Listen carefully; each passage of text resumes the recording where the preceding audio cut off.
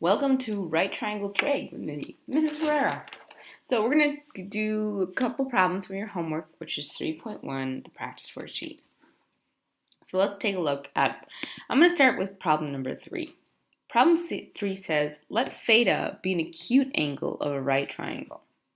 Find the values of the other 5 trigonometric functions of theta. So they're telling us that the sine of theta is 4 over 5. Well, in trigonometry, if we can remember our trigonometric functions like SOHCAHTOA, sine being so, which is opposite over hypotenuse, cosine being the ca, which is adjacent over hypotenuse, and the toa, that's just tangent, which is the opposite over the adjacent. So here I have sine, which I know is opposite over hypotenuse, so I'm going to label those things. So I know that my opposite side is 4, and my hypotenuse is 5. So if I draw myself a little right triangle, and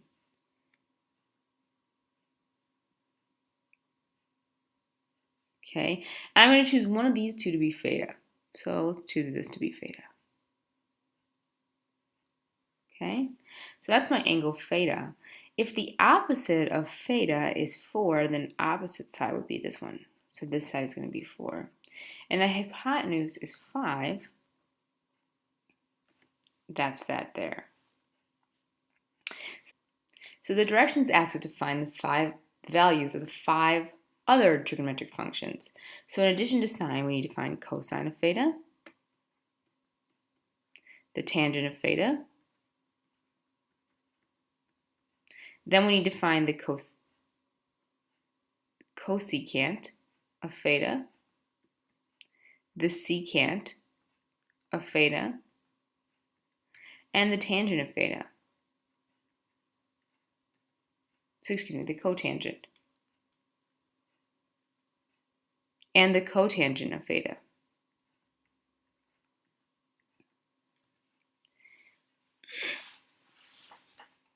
So for all of these, we need to understand what they are. So we know the SOHCAHTOA.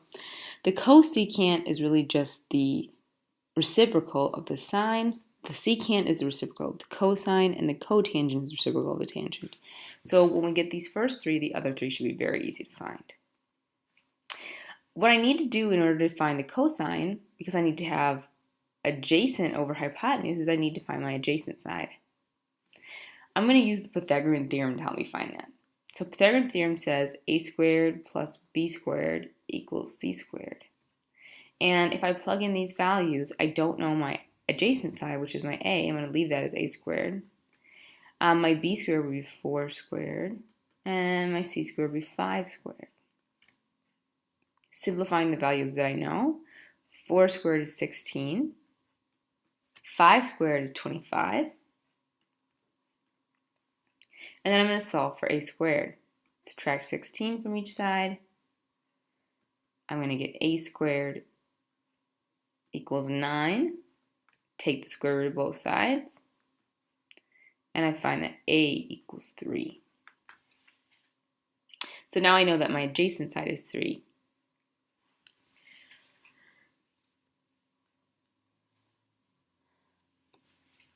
So now I can fill in my cosine. My cosine, like I said before, if I go back to the ca, is that adjacent over hypotenuse. So I'm going to have 3 now, because that's my adjacent, over my hypotenuse, which is 5.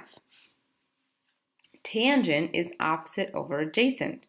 So my opposite was 4, and my adjacent was 3. Cosecant is just the reciprocal of the sine. So now instead of opposite over hypotenuse, I'm going to have hypotenuse over opposite, 4 over 5. The same for the secant. I have the reciprocal of the cosine, so it will now be 5 over 3, hypotenuse over adjacent. And finally, the cotangent is the reciprocal of the tangent, which gives me 3 over 4 for the adjacent over the opposite. So here are all 6 sine functions for this right triangle. So number 7 is asking us to find the exact values of x and y. For all 3 of these questions, they're giving you some special triangles. This one happens to be a 45, 45, 90 triangle. So when we think about having a 45, 45, 90 triangle, we have to know the relationship between that. So it's 1, 1, square root of 2. And if we understand those values, then we can help us find our x and y. So let's start thinking about, what can we do to help us find certain things. So here I have a 45, 45, 90. Just by looking at it, I would think here, if I know that this value and this value are the same, that I should be able to find x. So let's kind of set this up. If I think about this angle as being my theta, I want to think about this as being my opposite. This is my hypotenuse, and this is my adjacent. So I'm going to say the tangent of theta, which I know is 45 degrees. So I'm going to say the tangent of 45 degrees is going to be equal to x over 13, opposite over adjacent. Well, I also know the values of this. The tangent of 45 is just 1 over 1 because it's opposite over adjacent. And this is, for this particular triangle, it is x over 13. So for any 45, 45 right triangle, it's going to be that same ratio. So if I say 1 equals x over 13, so multiply by 13 on each side, and I find 13 equals x. Now, if you know the properties of 45, 45, 90 triangles, you probably could just look at this and say, well, if this side is 13, this side also has to be 13, because they have to be equal. They have to give you a ratio of 1. So our x is 13. A little bit trickier one is finding the y. So we could either use cosine or sine. It really doesn't matter. But since this is my theta, and then this is my adjacent and hypotenuse, or we could do opposite hypotenuse. It doesn't really matter. Let's just use the sine function. I'm going to have the sine of 45 degrees, which in this case is opposite over hypotenuse, which is going to give me 13 over y, which I don't know. Well, the sine is going to also be the opposite over the hypotenuse, which is 1 over the square root of 2. Now, we like to rationalize that in mathematics because we don't like to have the square root of 2 on the bottom of a fraction. So when we rationalize that, we end up getting square root of 2 over 2 is equal to 13 over y. And now I can solve for y. I'm just going to cross multiply here. So I'm going to get the square root of 2y equals 26. And then I can divide 26 by the square root of 2.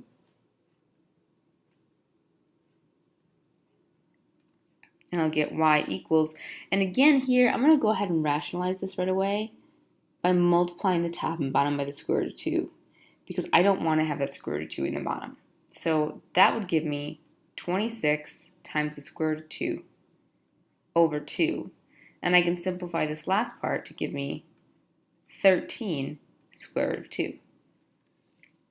So now I found my x, and now I found my y.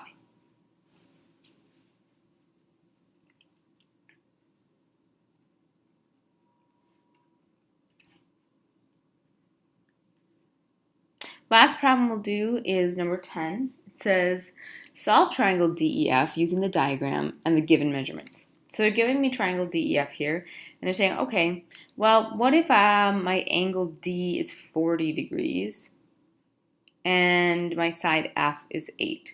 So really what they're giving me is they're giving me an angle and they're giving me one of my sides. So I want to figure out what can I do with this. If this is my angle, I'm going to go ahead and label things as opposite, adjacent, and hypotenuse. So I have an opposite, I have my adjacent, and I have my hypotenuse. And if I want to find the given measurements, I want to find E and D, then I need to use the information that I have here. So to find, well, I can do angle E right away if I wanted to here. If I have 90 degrees here, that means that these two must be equal to 90, and 40 plus 50 is 90 degrees. So that would be my angle there.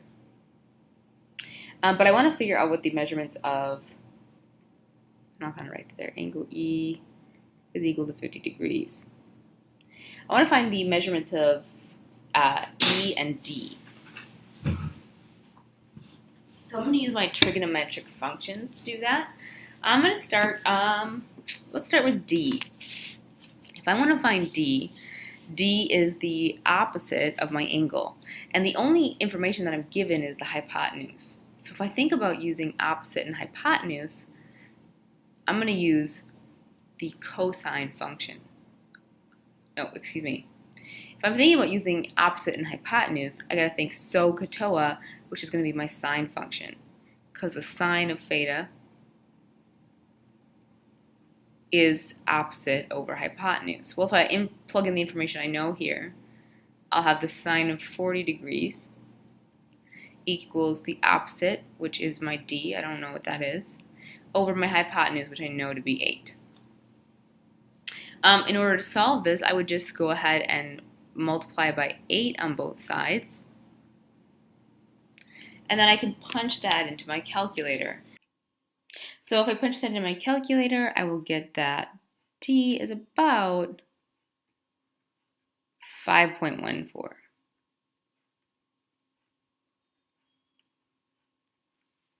So that is my D. Now I can do the same thing to figure out what my E is. So my E is going to be my adjacent, and adjacent over hypotenuse is the cosine. So the cosine of theta, we say, is the adjacent over the hypotenuse. And if I fill in the information that I know that the cosine of 40 degrees is my adjacent side over my hypotenuse, 8. So just like before, I'm going to multiply both sides by my 8. And then I'm going to go ahead and calculate on my calculator. And I'm going to find that A, or E in this case, let's go ahead and write it as E, is going to be about 6.13. So now I have all three missing measurements.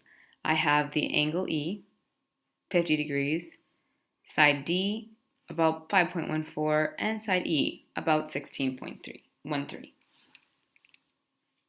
If you have any additional questions, please see me or Mr. Daniels, and have a fabulous day.